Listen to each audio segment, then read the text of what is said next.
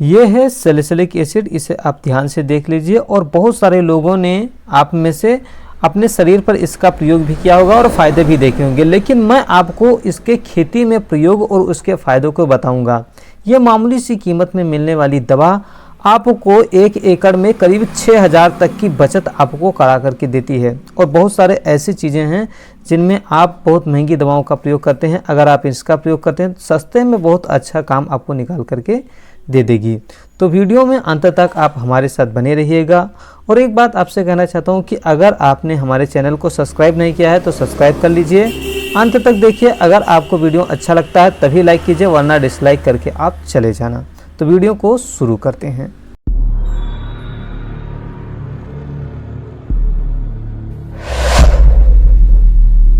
खेती में salicylic acid का प्रयोग फसलों को एबायोटिक और बायोटिक स्ट्रेस से बचाने के लिए किया जाता है।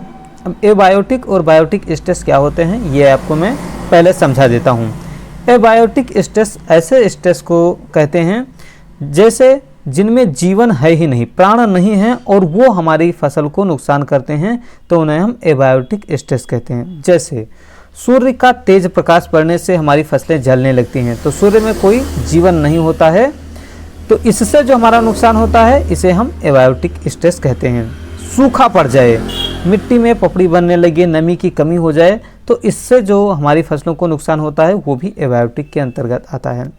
अर्थात हमने सिंचाई की और पानी ज़्यादा भर गया और इसके बाद उसमें पानी की नमी ज़्यादा हो गई है, इसकी वजह से फसल पीली पड़ रही है, तो इसमें भी किसी जीवाणु का या किसी बैक्टीरिया का योगदान नहीं है, ये एबायोटिक स्ट्रेस के अंदर आती हैं। जब हमारी फसलें पकने के लिए तैयार होती हैं, ऐसी स्थिति में अगर तापमान ज़्यादा ऊपर चला जाता है, 32 डिग्री के ऊपर चला जाता है, या फिर इस समय गेहूं का समय चल रहा है और ऐसे में जो पश्चिमी गर्म हवाएं चलेंगी उसे हम हीट वेव कहते हैं। और ऐसे में टेम्परेचर ज़्यादा है तो उसे भी हीट वेव ही के अंतर्गत आता है। तो हीट वेव की वजह से जो हमारे फसलों को नुकसान होता है, जिससे दाने जो हैं वो संकुचित हो जाते हैं, उनमें अच्छा उत्पादन नहीं मिल पाता है, उससे भी ये हमें बचाता है और ये भी एबायोटिक के अंतर्गत ही आता है।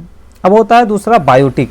बायोटिक ऐसे हैं जिनके अंदर प्राण होते हैं और वो हमारी फसलों को नुकसान करते हैं, तो हम उन्हें एबायोटिक स्ट्रेस कहते हैं। जैसे किसी बैक्टीरिया ने आक्रमण कर दिया, या किसी फंगल डिजीज ने आक्रमण कर दिया, या किसी जो कीट हैं, पेस्ट हैं, उन्होंने आक्रमण कर दिया, तो ऐसे आक्रमण को हम कहते हैं बायोटिक स्ट्रेस और इनसे भी ये हमें बचाता है। एक बात यहाँ पर मैं आपको ज़रूरी रूप से बता देना चाहता हूँ कि अगर आपको लगता है कि सैलिसिलिक एसिड का प्रयोग करना है, उसे ज़रूरत लग रही है, जैसे पानी ज़्यादा हो गया है, पीला पड़ा है, तो आपको प्रयोग करना है, पानी कम हो गया है तो हो सकता है सिंचाई करके आप उसे पूरा कर दीजिए, उसके लिए आपको सैलिसिलिक एसिड मत प्रयोग कीजिए। लेकिन जहाँ ज़रूरत लग रही है, जैसे हीट वेव आ रहे हैं इस समय में, तो हीट वेव में तो ज़रूरत पड़ेगी ही पड़ेगी। अगर नहीं करोगे तो दाने जो हैं वो कमज़ोर हो जाएंगे और आपका प्रति बीघे 50 किलो तो नुकसान हो ही जाएगा, यानी कि 1 एकड़ में करीब 2.5 से 3 क्विंटल का आपका नुकसान हो ही जाएगा। तो इससे बचने के लिए हमारे लिए ज़रूरी है कि जब बालियाँ निकल आएँ, ऐसी अवस्था में हम सैलिसिलिक एसिड का प्रयोग कर लें।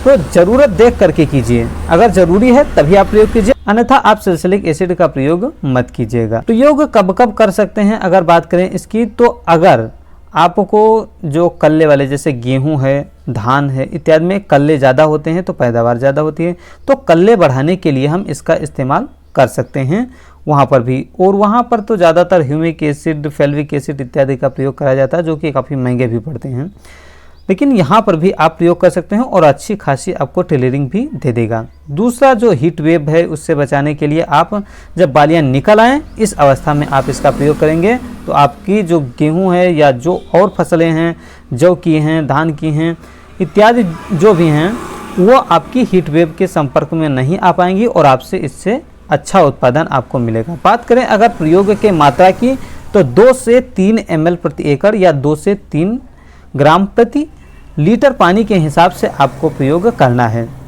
1 एकड़ में आपको 200 लीटर कम से कम पानी का प्रयोग करना है। मैं आपको ज़्यादा से ज़्यादा सलाह देना चाहूँगा कि आप लिक्विड फॉर्म का ही प्रयोग करें, क्योंकि जो पाउडर वाली है वो घुल तो जाएगी, लेकिन अक्सर देखा जाता है कि ये नीचे बैठने लगती हैं, तो उनका प्रयोग करना हमारे लिए उतना ज़्यादा सही नहीं है। और क्या है कि लगभग बराबर दाम में भी मिल रही हैं, तो हमें उन्हीं का प्रयोग करना चाहिए जो लिक्विड वाली आती हैं।